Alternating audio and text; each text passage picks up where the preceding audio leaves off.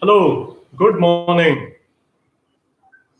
I can see a lot of parents have, yeah, I can see a lot of parents have already logged in, and this is very nice thing to see that usually we are talking to kids, we are advising them about how to go about things, teaching them fitness and all of that. But today we are giving kids a break. I hope they are not peeking over your shoulder and listening to what parenting tips I'm going to give you. Because from a child's point of view, whenever they hear this word parenting, you know what they actually think? They think that this is some trick that parents are going to learn so that they get more stuff done out of us, they make us obey them, and actually they control us. So kids are very skeptical of this stuff. You tell a kid that I'm going to go to a parenting class, and kid will be, oh my God, what are you going to do now? What are you going to learn? Are you going to make me study even more, or are you going to make me eat that spinach? So children are always worried about that, and obviously that is not what parenting is about, but that is what kids think. So today, in a moment or two, we will start. I am very happy to see all of your questions framing in from here, and that's a nice thing to see. We all are very keen to be good parents, and that is what this session is all about. So I'm going to start now. So once again, good morning to all of you. Happy morning, India. You all are in your homes, safe, protecting yourself, your society, your family, your state, and your country from this deadly epidemic. We are all staying home, trying to be happy, doing our work. We all probably belong to the category where we are not immediately in danger. खाने पीने का काम का सबका ठीक चल रहा है. There are huge number of people out there who have these difficulties, and government is looking after them. So you and all, I have to stay at home, protect ourselves, and look after our family. So this session is about looking after our family, being a good parent, and knowing what really works in parent. We have about 30 minutes starting now. Now, this is as a child psychiatrist, this is always a very difficult challenge that I face. That now we have 30 minutes, and I have to tell you everything about how to be a good parent, how to be an effective parent. You know what this reminds me of? This reminds me of that scene in Mahabharata where Krishna and Arjun are standing in the middle of the battlefield, and Arjun is posing extremely difficult questions. Now, you all may be Arjun, you all are fighting this battle of life like me, and you have this extremely difficult question in front of you, that how do we get the best out of our children? How do we make sure that our children actually achieve their real potential in life? But guys, I am no Krishna. I have absolutely no delusions of being in a godlike state, though people say that doctors are gods. No, we are not gods. We have some scientific knowledge. And what I'm going to get to you in next 30 minutes is the scientific knowledge, research proven stuff, a lot of stuff that people have observed in clinics, helping troubled families and high functioning families, and how it can be good for all of us. Okay, so if you are looking for an idea from me that how do I get my child into computer science, IIT Bombay, please switch off right now, because I don't think anybody in the world has that kind of knowledge. Agar wo hota, so that person would be the richest person in India right now, because everybody would want their children to go to IIT with that formula. So, coming to the core of the issue, the challenge that you and I face as parents is that we are constantly bombarded with information and images from all over the world. Via media, we are consuming all this information. In newspaper, we read all this information. We see all the images, and all of them constantly show children that are very healthy, very happy, and they and their parents, I mean, those parents look like 18 and 20 years old, and these kids look like 12 and 13-year-old. I don't know how is that possible in real life, but they all look like a very happy family, constantly smiling, pink and purple and fluffy and golden and silver sprinkle around them all the time. Any child that is unhappy even for a tiny moment immediately becomes happy as soon as the product from the advertisement is given to them. And this is the staple diet on which we parents are brought up. These children that we see in media, in advertisements, everywhere are happy children, healthy children, very, very successful children, children who love their parents immensely, and the parents who look like film stars and who are also constantly happy. Somehow it tells us, and it kind of starts making us believe that this is how everything should be. My child has to be constantly happy, my child has to be constantly healthy, and my child has to be superlatively successful. I can guarantee you, and I say this with all responsibility as a child psychiatrist, that this is almost an impossible order for any parent to fulfill. No parent can actually do this all the time. Some of us may achieve this sometime. And this performance pressure that is there on us, this peer pressure that we imbibe from all the people around us, is something that makes us very ineffective, very emotionally charged parents. And parenting, if you look at your own childhood and try to remember your parents, you will realize that parenting is not about what parents make you sit down and talk to you. It is not about what advice parents give you. Parenting is about how your children see you being a live, active, living human being all the time.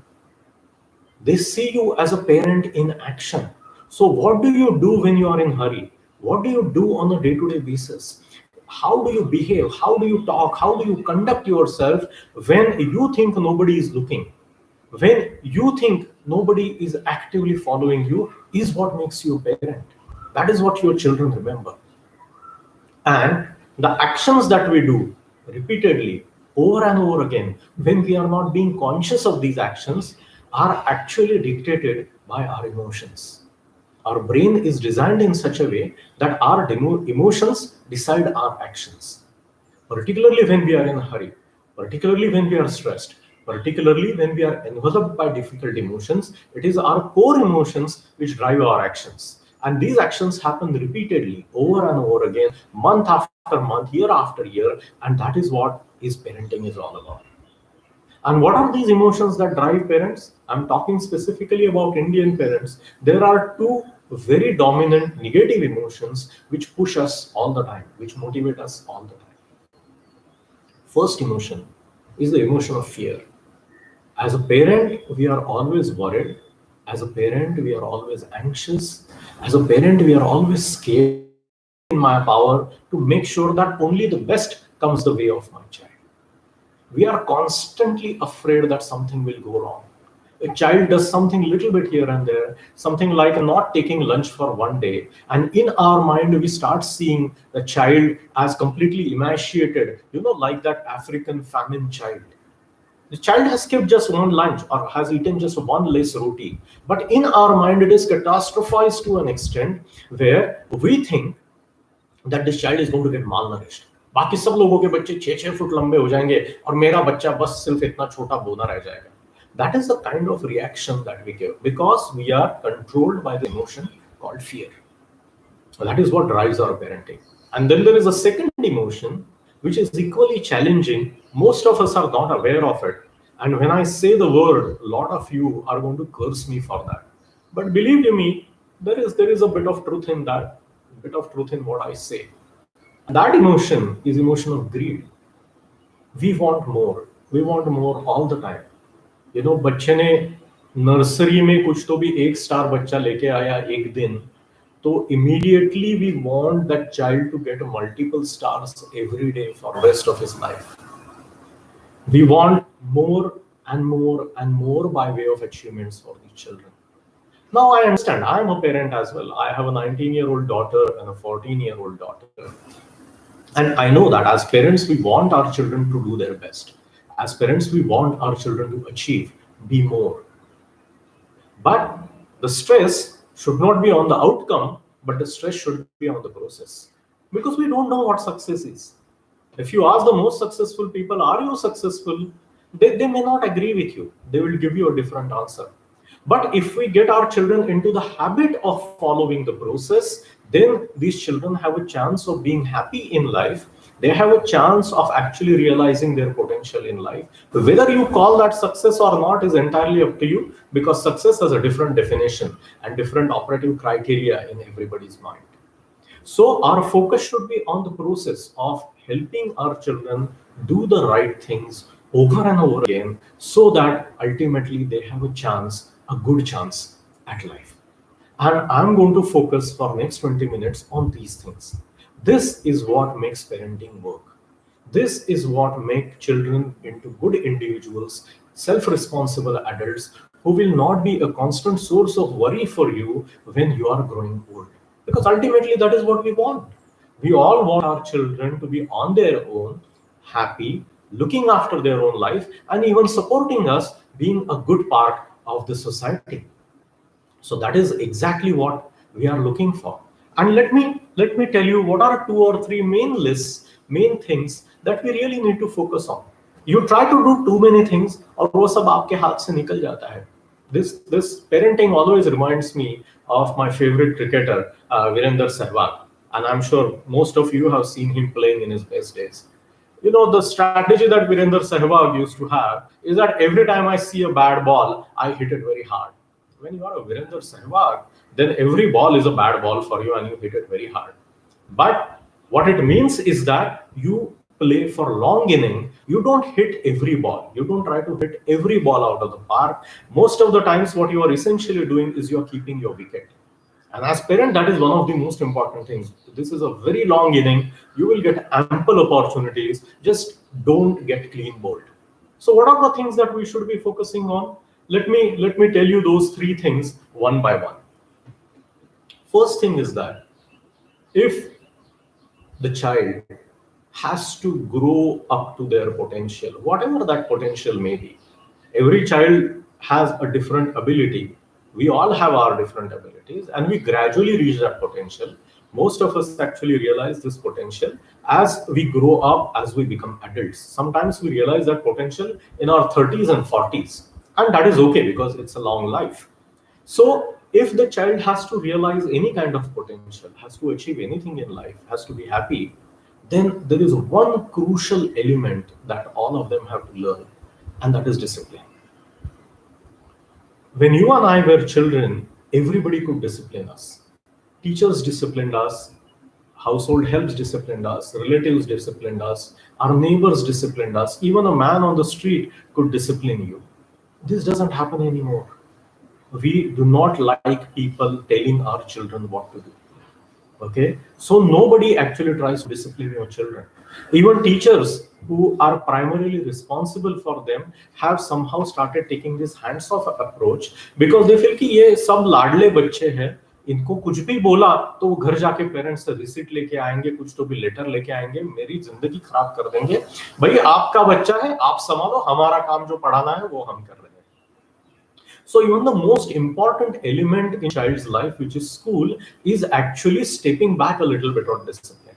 So the only place where a child is going to learn discipline, develop discipline, become self-disciplined is their home. And how do you get children to become self-disciplined? First thing there is by having a very clear schedule. Children need a very clear schedule. They need time to play. They need downtime for entertainment. They need time where they are just going to sit around and do nothing very specific or productive. Then they need specific time when they are going to exercise or do physical play. They need time for their studies. And all of this is important every day. आपकी कल exam है, फिर भी आज जाके खेलना important है. It is really crucial that you burn off that anxiety in your body, you burn off that stress in your body by whacking that ball around for at least 30-40 minutes, even if you have a math paper tomorrow. Because if you manage to play well for half an hour the previous evening, I can guarantee you, you are actually going to do better in your exams, because your mind is more relaxed, your body is more happy. And this is what matters. So that discipline about schedule is really important.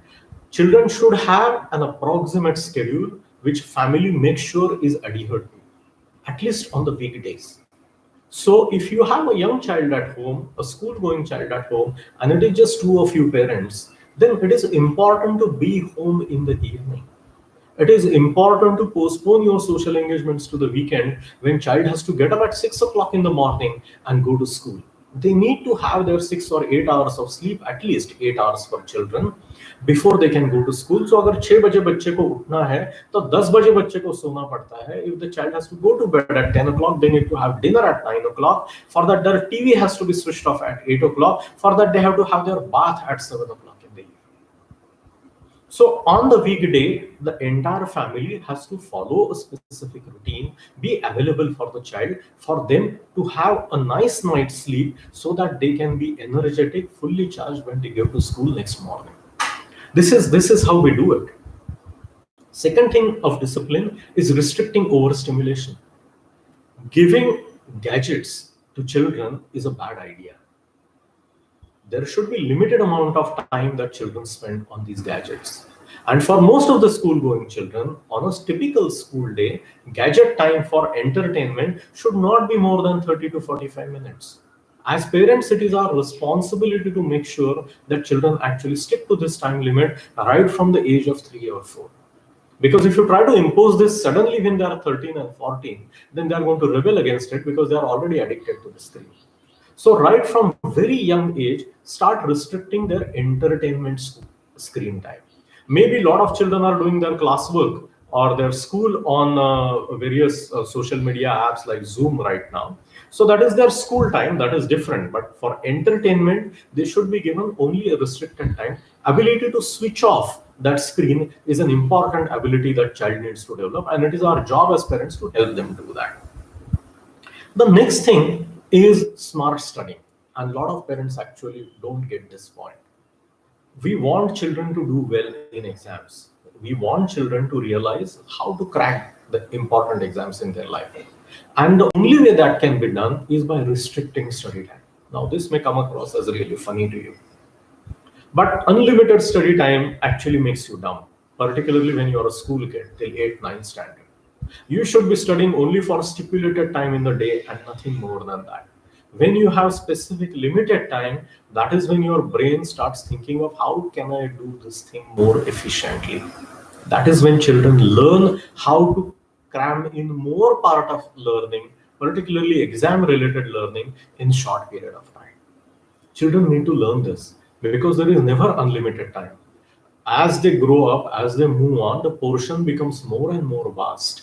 And unless they learn smart learning techniques, they will never be able to cover the whole thing, particularly when they go past 10th standard and so on.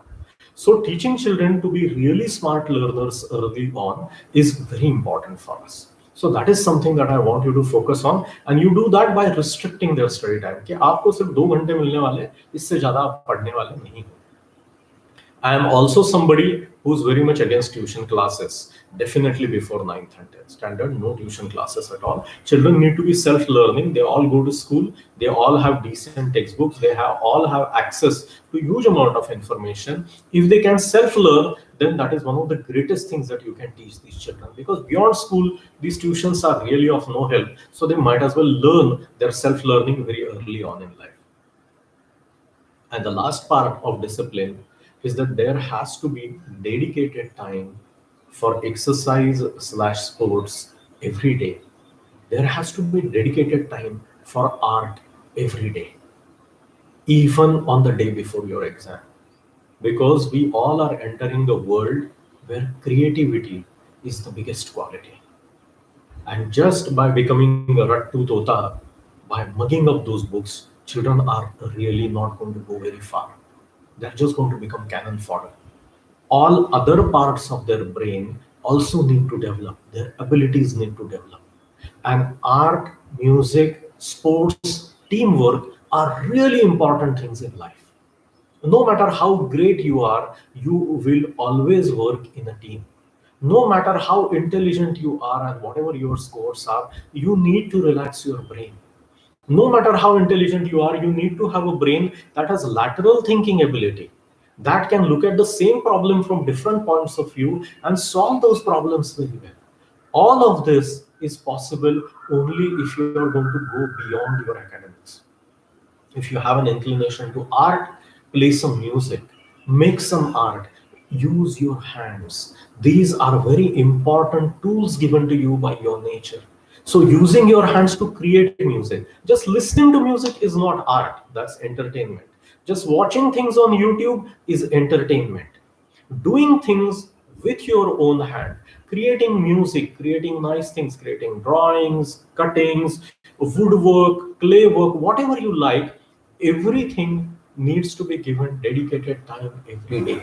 Art is not something that you do in a camp, in your vacation, or just during the month of May, or only on Sunday afternoon for 2 hours. Art, creativity, lateral thinking, non-verbal thinking is a way of life. It has to be practiced every day. That is the real joy to your brain, and that makes your brain sharper and more happy. So, physical exercise, whatever games that your child likes to play, and young children keep on changing that every 3 to 4 months, that is perfectly fine. We shouldn't be upset about that. They should try out as many things as they want. Maybe 2 or 3 months they change the game, they change the sports and try it out. That is brilliant. Let them do that. But make sure that they go out and play around. They come back home sweaty and tired every day. That is how children become happy. So, art and sports must have a place in your daily life. And as parents, it is our responsibility to make sure that our children have this access. So, this is the first part, which is about discipline, which is about having a schedule, which is about helping children do all these things very regularly and not overstimulating them with screens and all other things. Second part is about child self esteem. Children who feel good about themselves automatically do good behavior because they want to maintain that image. Children who feel good about themselves are more approachable. Children who feel good about themselves are more friendly.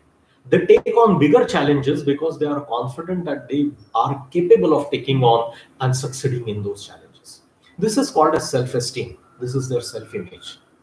And there are two sources of self image for a human being. One is the kind of feedback that they get from adults, a true feedback, not that you are the best child in the world. Child knows that I am not the best. They have enough evidence of that happening around them all the time. So they need a genuine feedback from trustable adults, and they need to experience that they are good. How do you make that happen as a parent? First thing is by giving them credible, good feedback. Something as simple as you come back home from work and you see your child sitting there doing some artwork or playing some music. You sit down there, it's 10 minutes, 15 minutes, child is engrossed in his or her own activity. You can see that they are really happy making that music or making that thing or creating whatever artwork that they're doing. At the end of 15 minutes, all you need to do is go close to your child, give them a nice smile, pat them on the back, and tell them that it's so wonderful to see you doing this. You know, it's been 15 minutes I'm watching you, and you're completely engrossed in doing this creative work. It is a joy for me as a parent to see you so happy, to see you so engrossed. Children absolutely love this ability to make their parents happy.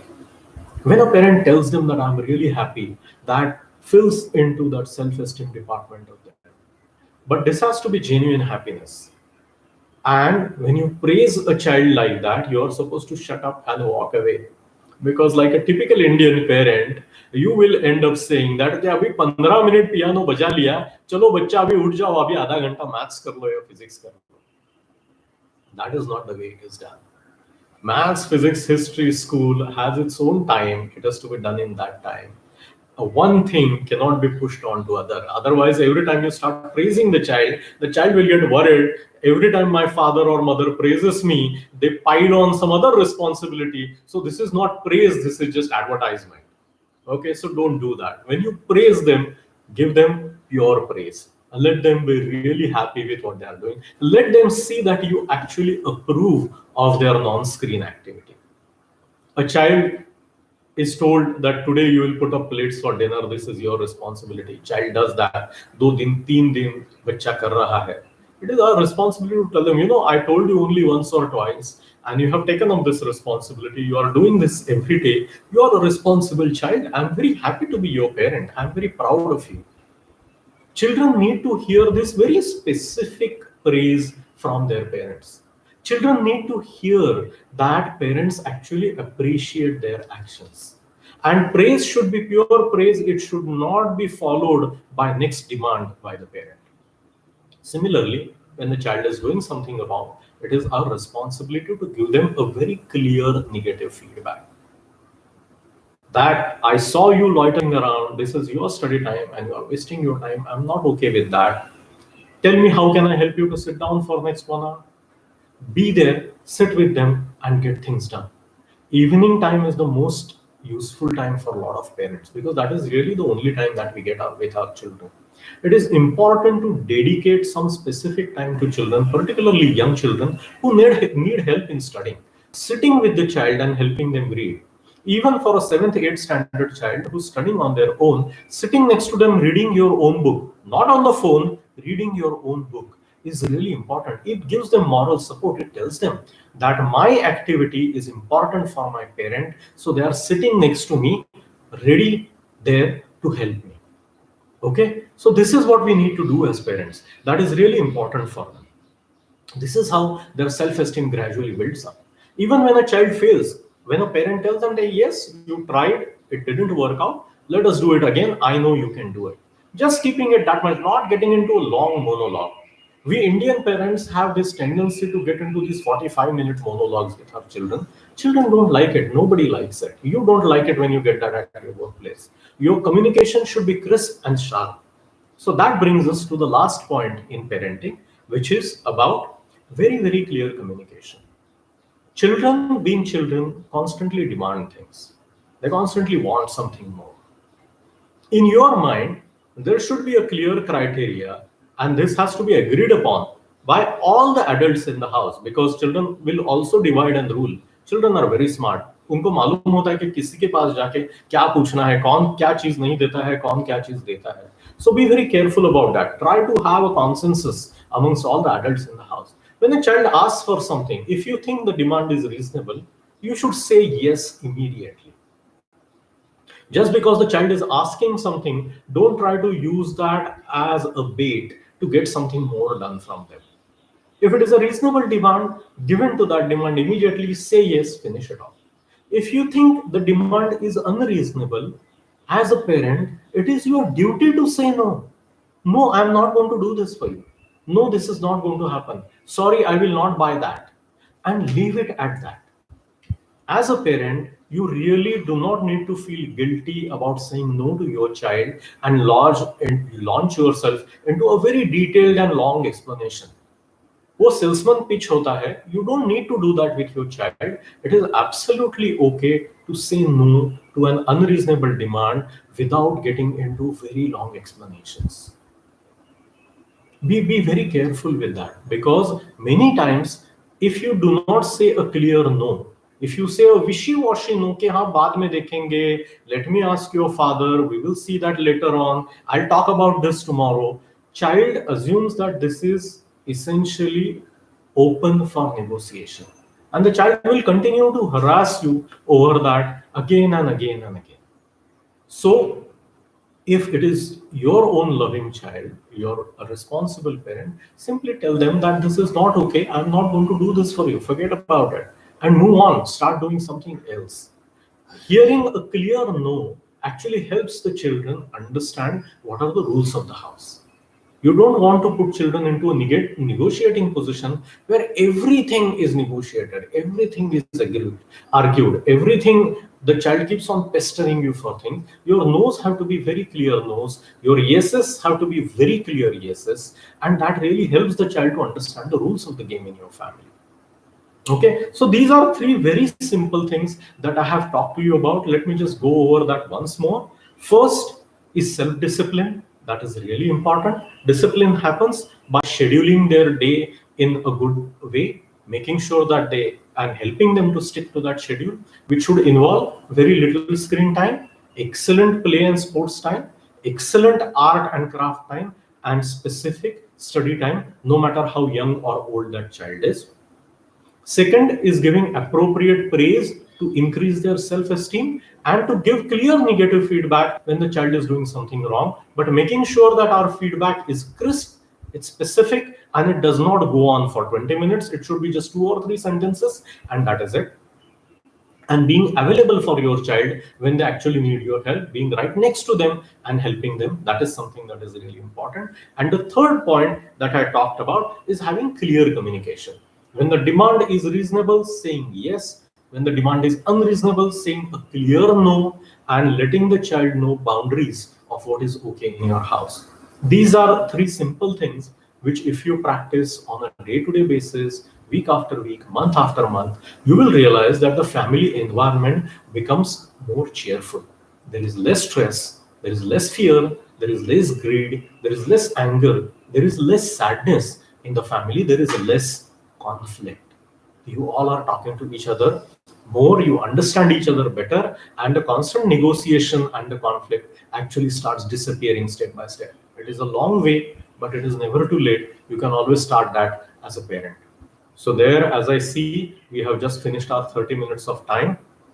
So once again, working on self-discipline and scheduling, working on increasing children's self-esteem, and working on very clear communication are three most crucial things as a parent that we must do as a responsibility over a long period of time to be effective parents. I wish you all a very good luck, wish you very happy parenting.